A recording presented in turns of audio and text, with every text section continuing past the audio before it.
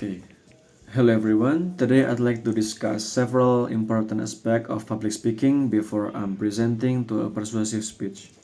So, the first question is, why is it important for an informative speaker to maintain accuracy and clarity when presenting factual information?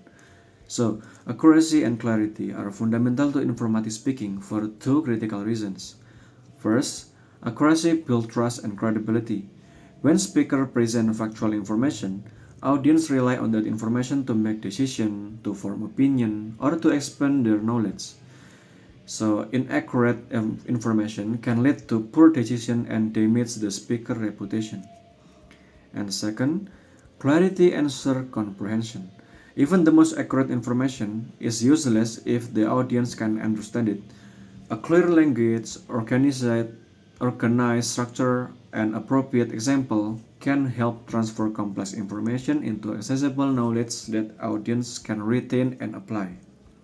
And second question, how do audience engagement technique like rhetorical question or stories enhance the effectiveness of an informative speech?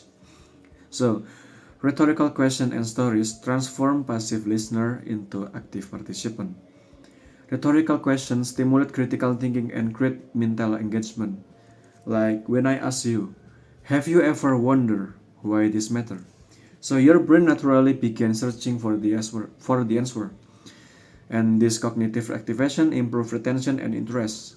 Stories, meanwhile, make abstract concepts concrete and memorable. They trigger emotional connection and help audience relate personally to the information. And the third question, compare and contrast informative and persuasive speech in terms of purpose, structure, and delivery. So, informative and persuasive speech differ significantly across three dimensions. In terms of purpose, informative speech aims to educate and increase understanding without advocating a position, while persuasive speech seeks to change belief, attitude, or behavior.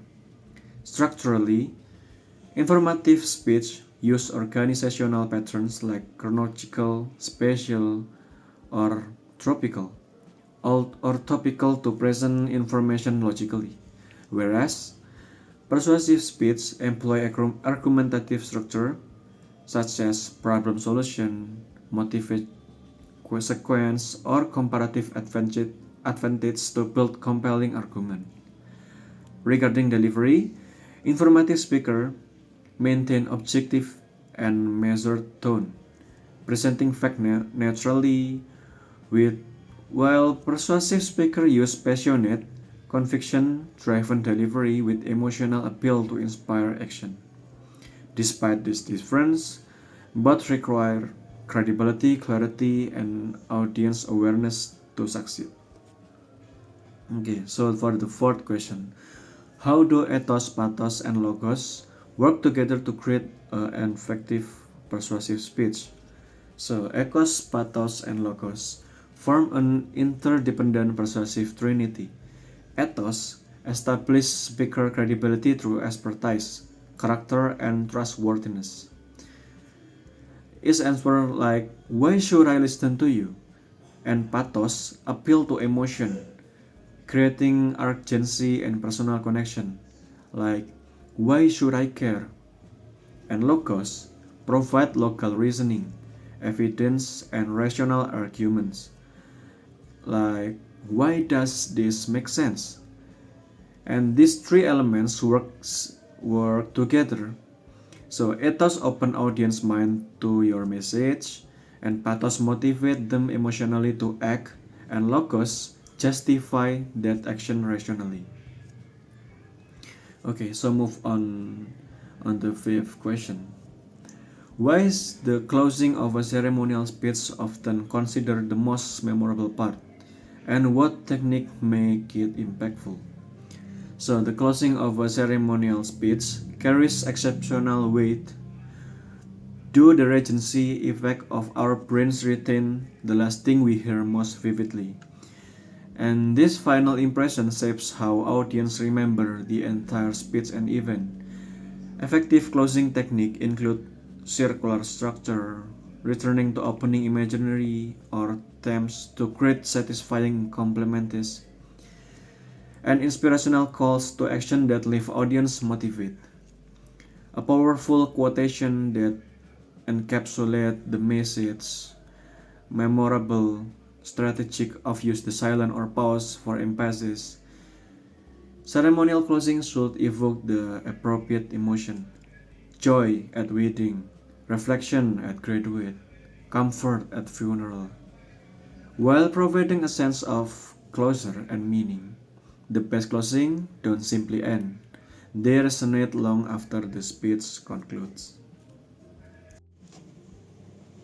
So for the persuasive speech, I choose on mental health awareness. Should university provide mandatory mental health counseling session for all students?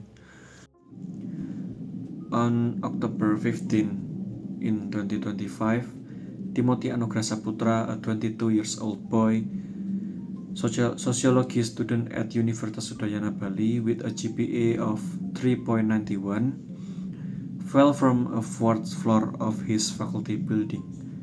Behind his achievement, Timothy suffered in silence, bullied continuously through WhatsApp group. This tragedy could have been prevented, and today I'm gonna show you that university must provide mandatory mental health counseling session for all students. So, based on Timothy case, reveal a critical gap in our system. Over 60% of college students experience overwhelmingly anxiety, yet fewer than 40% seek help due to the stigma and lack of awareness. And Indonesia's suicide case jumped from 600 in 2021 into the 1,200 in 2023. And these are preventable tragedies. And mandatory counseling will provide three solutions. First, normalization, eliminating stigma by making mental health routine. Second is early detection. A trained counselor can spot warning signs students miss. And the third is education, teaching coping strategies and resource awareness that save life. Some may argue that this is inexpensive or invasive. However, the cost of student dropout and lost potential far exceed counseling investment. We require vaccination for physical health. Mental health deserve equal priority. So if Timothy had attended mandatory session, a counselor might have detected his distress and intervened before the tragedy struck. Timothy was a kind, helpful, and brilliant boy, a student who dreamed of making a difference. He deserved better. We can keep responding to tragedies after they happen. We must prevent them. Minister Brian Yuliarto called Timothy death a moment of reflection. Let's turn reflection into action. Thank you.